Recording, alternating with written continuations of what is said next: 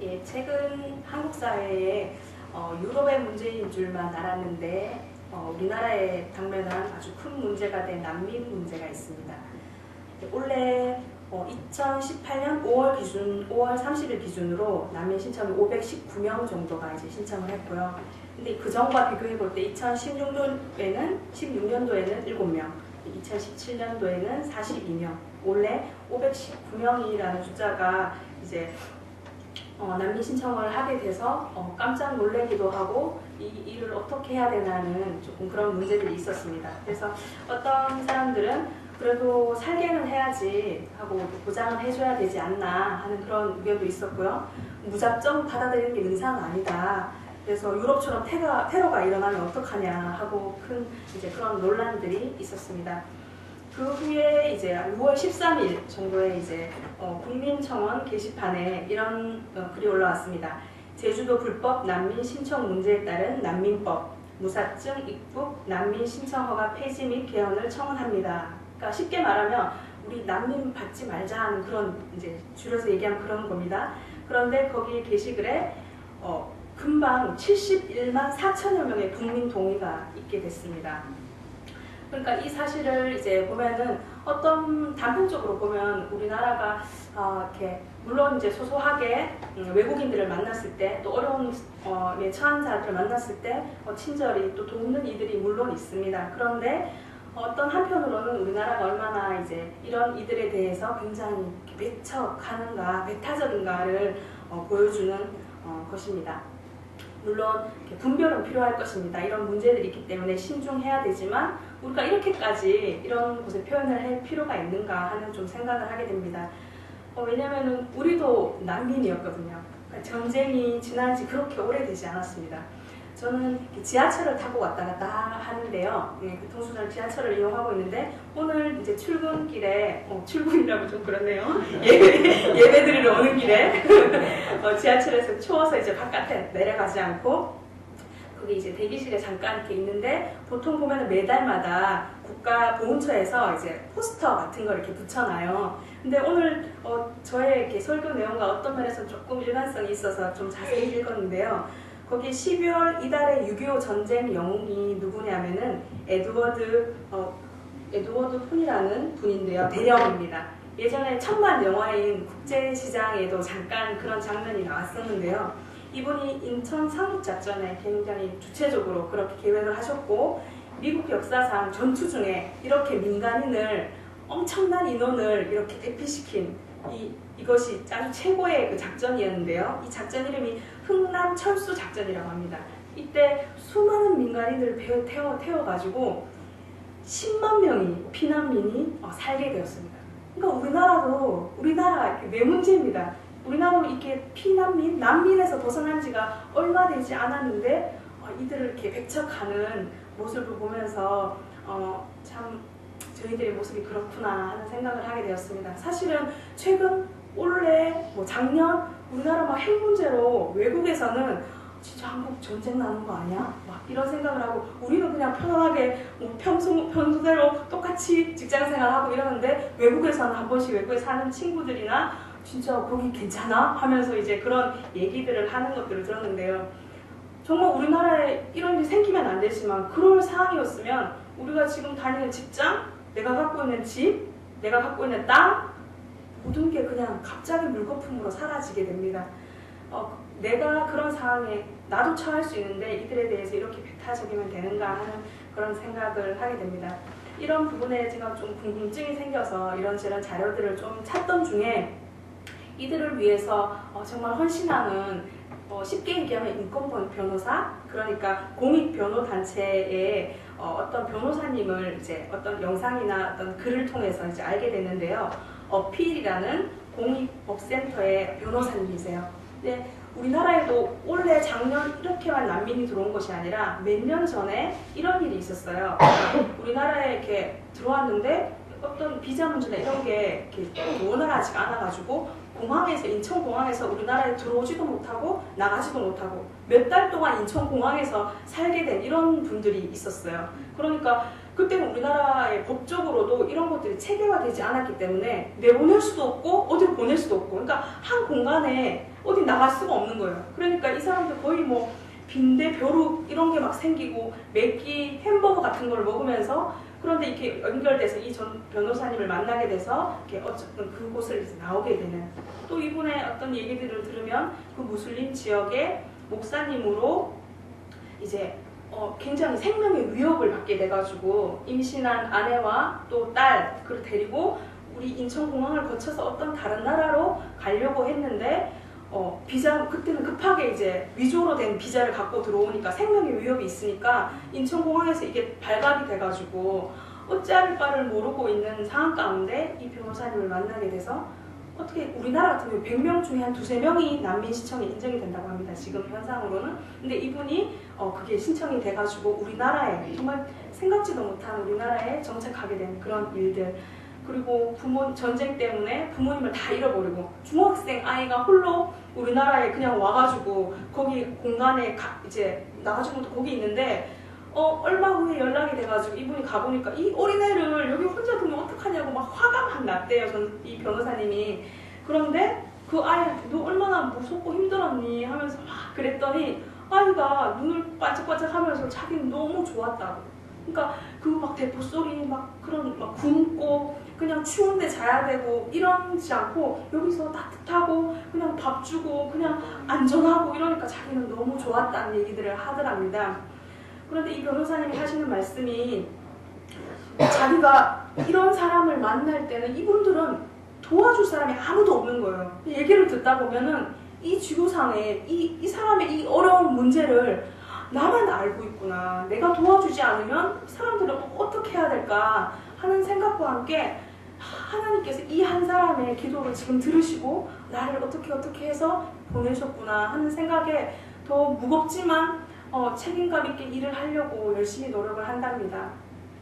그리고는 이런 이야기를 하더라고요. 그러니까 우리는 때로는 이런 무거운 주제들이나 예를 들면 뭐 탈북민 이야기라든지 난민 이야기라든지 어렵고 힘든 이야기를 들으면 우리의 삶도 사실은 굉장히 팍팍하고 힘들기 때문에 TV에서 이런 문제가 자꾸 나오는 채널을 돌린다든지 TV로 끝나든지 잠깐 그냥 눈을 감습니다.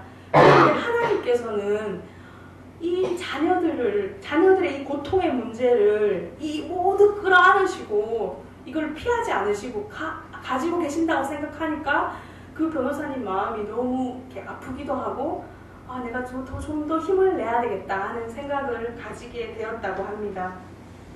저도 이 이야기들 들으면서 참 너무 제 모습이 부끄럽기도 하고 또 참 어떤 면에서는 사역자임에도 불구하고 일반 성도님이지만 저렇게 마음을 다해서 그런 귀한 일들을 하는 것에 많은 도전을 받았습니다.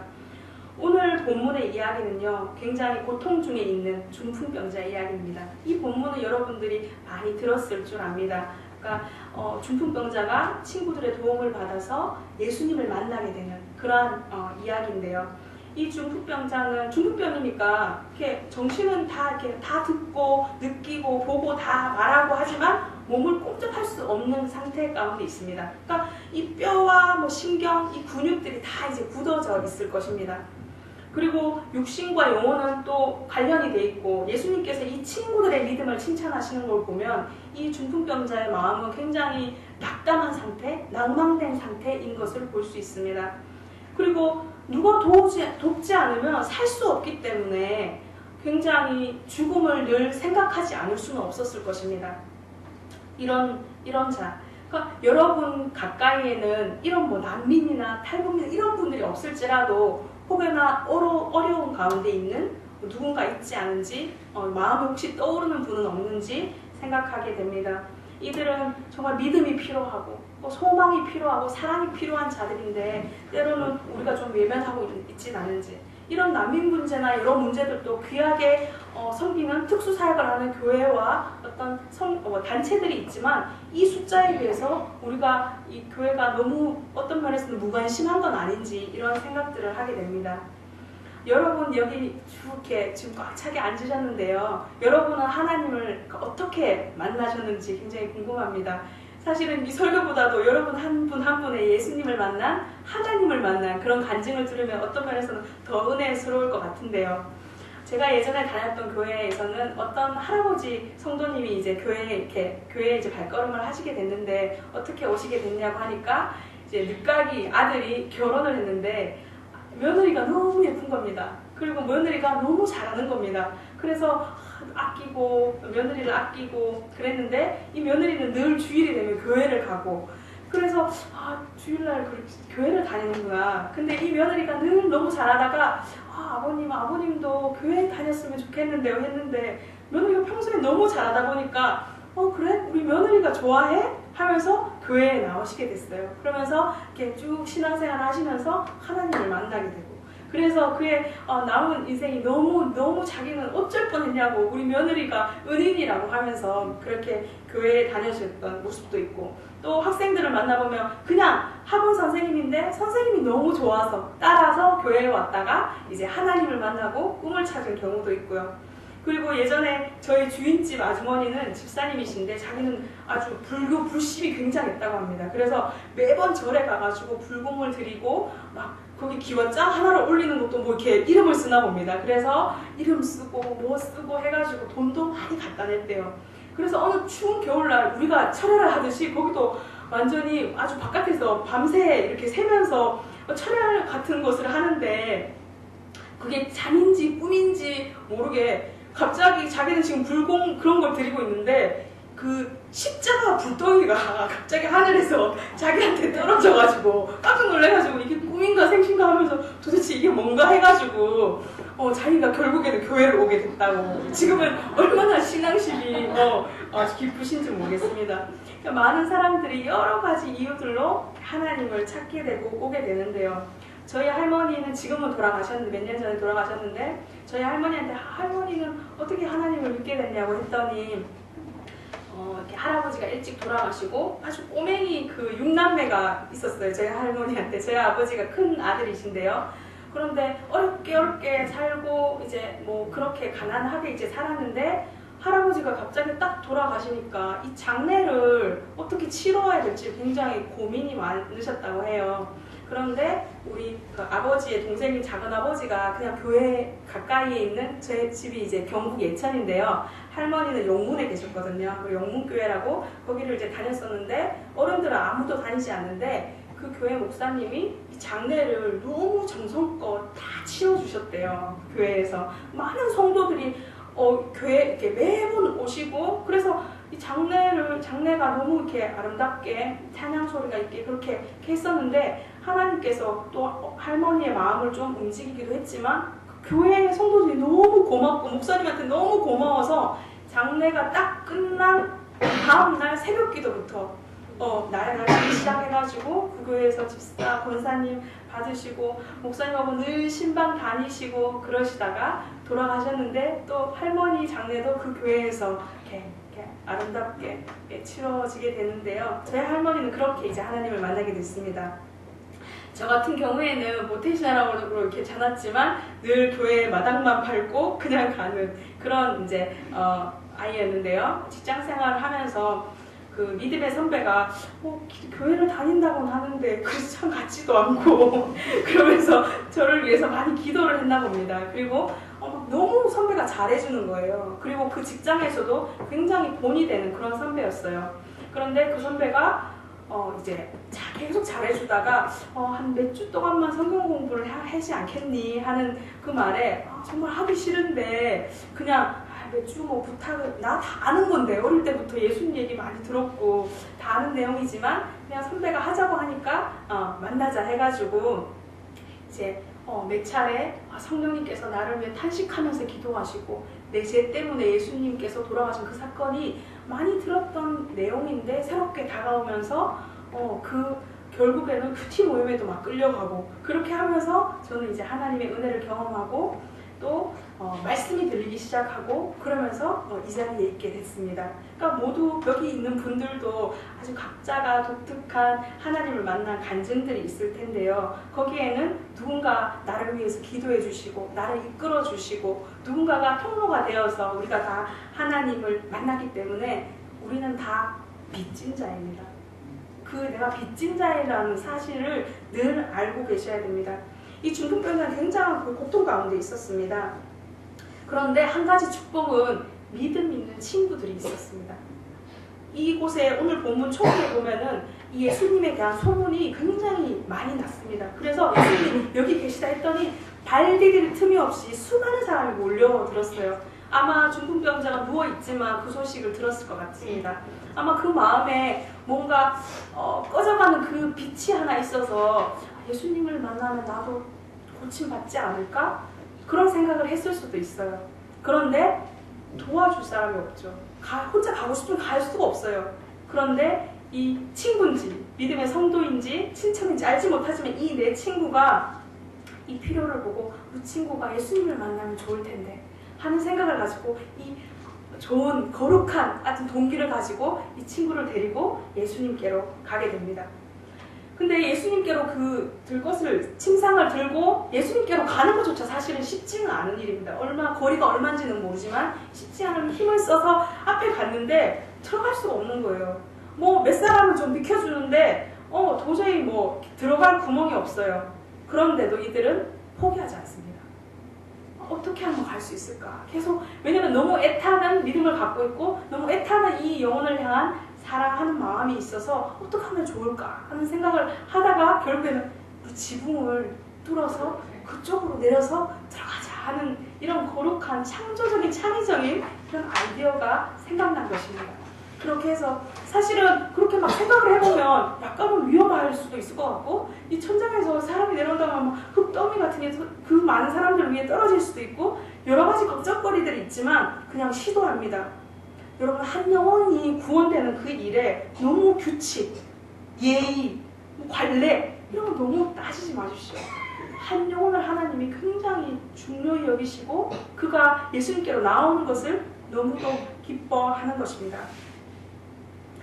예수님께로 가자 하는 이런 마음을 가지고 이 영혼을 데리고 갑니다. 그래서 정말 지붕에서 이 중풍병자가 둥둥거리는 마음으로 내려오게 되는데요.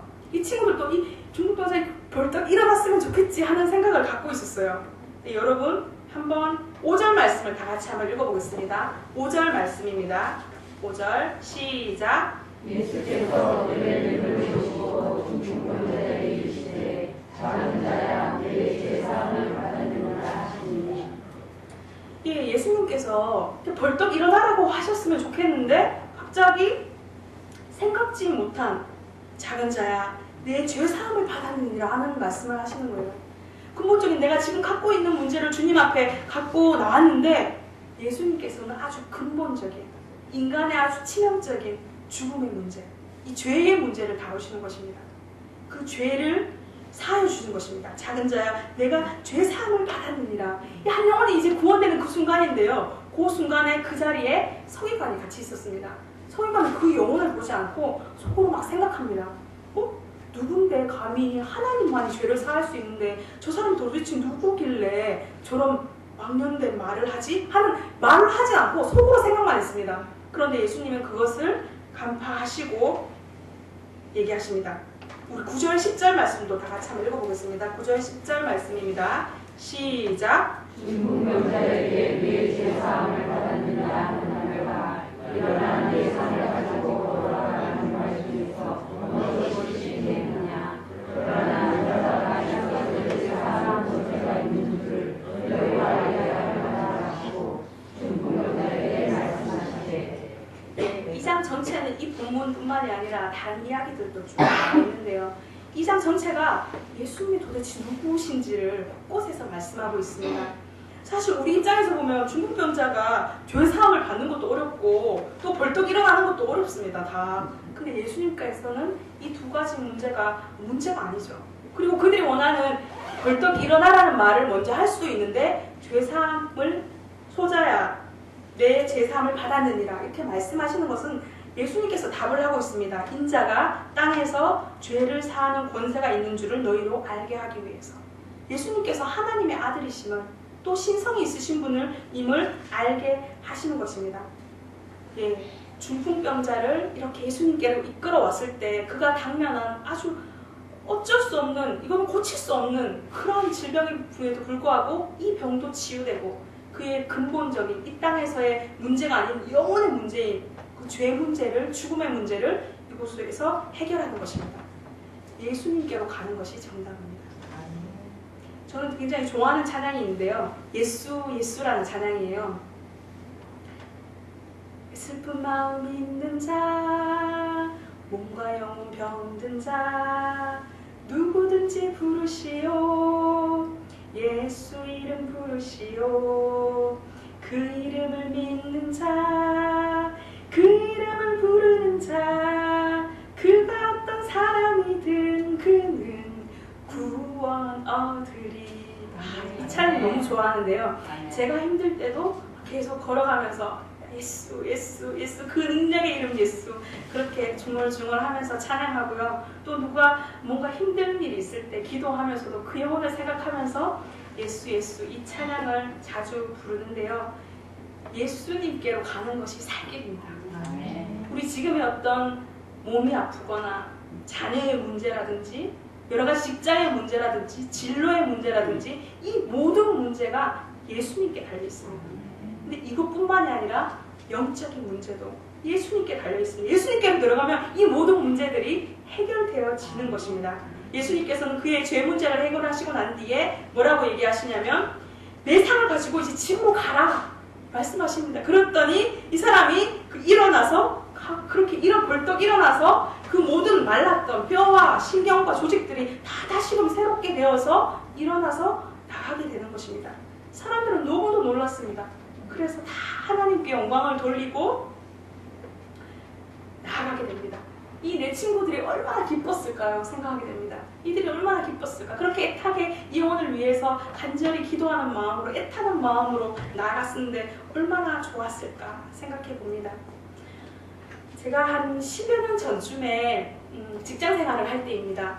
그때 시즌이 한 크리스마스 몇 주 전, 지금 이때쯤입니다. 예배를 드리고 있는데 목사님께서 이런 설교를 하셨어요. 이제 크리스마스가 다가오는데 여러분, 크리스마스나 다른 어떠한 것이 아니라 한 명에게 예수님을 전하라는 이런 설교를 하셨어요. 근데 평소 같이 그냥 이렇게 듣고 있는데 그날따라 그 말을 듣는데 갑자기 마음이 굉장히 뜨거워지고 평소와는 좀 다른 느낌이 들었어요. 그러면서 한 사람이 딱 생각이 났어요.